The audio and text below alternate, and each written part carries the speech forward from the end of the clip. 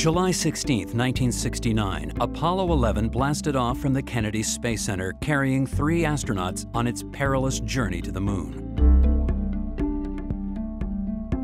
5 days later, as the world watched with bated breath, astronauts Neil Armstrong and Buzz Aldrin became the first men to walk on the moon. But not everyone is convinced that this historic journey actually happened.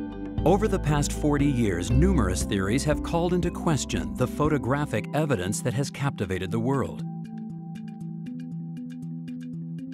And you hear about the fact that the landing was actually done in a television studio. And there was the big black background with, like, fake stars and stuff. It's the flag being planted on the moon facing one way, and the shadow of the man being the other way. I mean, I've heard that maybe the terrain that was seen on the video wasn't accurate, the walking wasn't accurate. There are no stars in some of the photographs, and that there should be because there was no atmosphere and that the stars would shine so brightly. Those photographs can be demonstrated not to have been taken on the lunar surface. Now, if they were not taken on the lunar surface, there's only one other place they could have been taken, and that's on Earth. On the surface, some of these claims seem reasonable, but do the scientific facts lend credence to these conspiracy theorists? So with our new technology in Maxwell, we have the ability to do something that's never been done before, which is global illumination in real time. What that means is I can actually simulate the bouncing of light off of multiple surfaces and lighting other objects. With that technology, we looked for what's the opportunity to show this off. And there's this very famous photograph of Buzz Aldrin as he was descending the ladder of the lunar module when they landed on the moon. We're modeling basically a real-time version of the Apollo 11 landing site in Unreal Engine 4. There's been a lot of speculation over the years about the lighting of that and whether, that the conspiracy theories of whether it was real. And so we thought it'd be cool to try to simulate the lighting of the landing site from an accurate point of view. We wanted to take on the challenge of showing, no, the single light source of the sun was actually able to light Buzz Aldrin even though he's in the shadows. The task was a huge undertaking, and no detail was too small to overlook. It's actually reasonably difficult to get a physically accurate version of the moon because it has a lot of different properties than Earth. The environment of the moon and the surfaces of the moon have their own peculiarities. For example, the moon has no atmosphere, so when you see the sun in the sky, you won't see a blue sky around it because there's no air in order to scatter that illumination into the blue colors that you normally see. To make sure that this is actually accurate, we did a lot of research on the different properties of the lunar soil, the spacesuit material, the material on the lander, looked at a lot of photos, the lunar landing area, satellite imagery of that. We actually had to model the landing site, an astronaut that was realistic to the Apollo 11 spacesuits, model a land that matched the materials and the different colored regions on it and the shape of the lander legs and ladder and all that kind of thing. This all plays into how the image is created.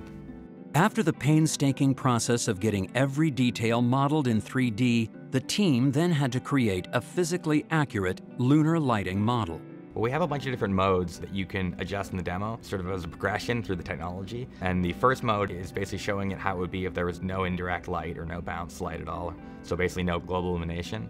And that mode kind of simulates what it would look like just by default in most game engines. And that's the source of where a lot of the conspiracy theories come from, because when you look at that scene, Buzz Aldrin is completely in shadow because he's on the shadowed side of the lamp. The way that we normally think about light is that it comes from a light source, it hits a surface, and then it reflects toward a camera.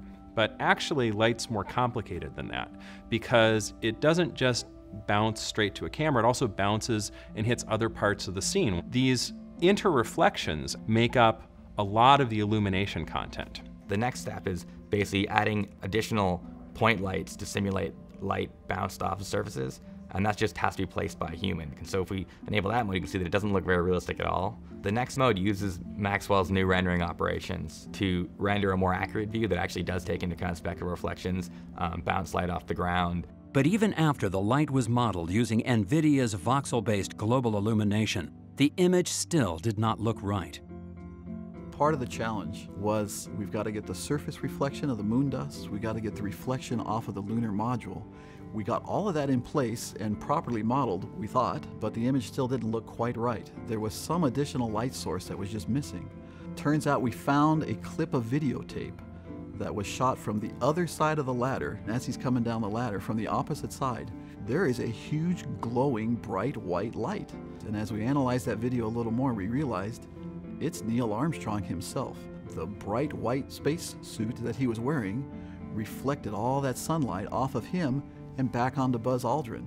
So essentially, Neil Armstrong himself was a light source in that scene. It makes sense when you look at, the albedo value, which is the amount of light that's reflected into your eye, basically, from a surface. For the lunar soil is around like 12%, but the suits, because they're like a Teflon-coated material, they're around 80 to 90%. And so they're very reflective. It's almost like a mirror, except you can't see something in the reflection, it just reflects the light. Once we pulled that information in and actually modeled a second astronaut and the light coming off of him, the bounced light was correct. And Buzz Aldrin looked lit properly, as it did in that very famous photo taken in 1969. Another apparent anomaly in the photographic record is the lack of stars in the black sky. And some say they know why this obvious omission was made. Astronomers could have easily discerned that the star positions were not those that would have appeared in a photograph taken from the moon. So it's another case where they could not fake it, so they simply ignored it. The thing to remember is that when they're on the moon, the sun's up there in the sky, and it's effectively daytime for them. Now, if you took a camera and set it up in your own backyard and set the camera settings so that it could get a good picture of everything that's in your backyard, and then kept those same settings, waited until the middle of the night and tried to take a picture of the stars, you'd find out that you couldn't see anything. When you looked up at the sky, could you actually see the stars and the solar corona in spite of the glare? We were never able to see stars from the lunar surface or on the daylight side of the moon by eye without looking through the optics. There actually is a star field in the sky, and we have an adjustable exposure on our camera. So if we crank up that exposure to see the stars, you can see the bright light of the moon's surface starts to glow and get blown out, and they take over the entire scene. Global illumination techniques have been used by CG artists for over a decade, but has only recently become possible to have this physically based lighting in real-time graphics. For the longest time, global illumination has been used in film and offline rendering to get the nice, subtle look of lighting bouncing off of multiple surfaces. Unfortunately, it's just been too hard to do in real time. Now with Maxwell, however, we have enough horsepower to do global illumination in real time, so we can get that same kind of subtle lighting effect in games and all these real-time applications because of the power of Maxwell.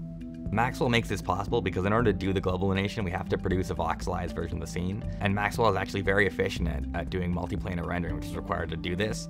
It also can push a whole lot of polygons because, computing different levels of detail of the voxelized data requires multiple passes over the scene. And so being able to atomically access memory much more efficiently, that allows you to compute this thing much faster than was feasible before. When you compare the photo with the final rendering, they're actually strikingly similar, which I think lends credence to the fact that it's not a conspiracy. So the lunar landing demo is a very nice recreation, not just of the 3D geometry of everything that was in the scene at this landing site, but a lot of attention to detail as to how the materials would have reflected illumination and where the light was coming from, and simulating that light hitting these materials. And that combination of attention to detail is why this thing can be regarded as a pretty good pass at what it would have really looked like up there on the moon. It's tough to prove a negative, right? Can I prove that they didn't shoot this thing on some Hollywood soundstage? Nope, I can't prove that. But what I can prove is that the lighting environment on the moon can indeed be modeled and run in real time on Maxwell, such that we can see that with that single light source of the sun and the bouncing of the light off the surface of the moon, we can see Buzz Aldrin while he's in shadow. So now in 2014, yes, I could go around and in real time, I could make a game of walking around on the moon, and it would look as real as it did in any of the photos that you saw from the moon landing. I could do that in 2014 technology. In 1969 technology, no way. We choose to go to the moon in this decade and do the other things, not because they are easy, but because they are hard.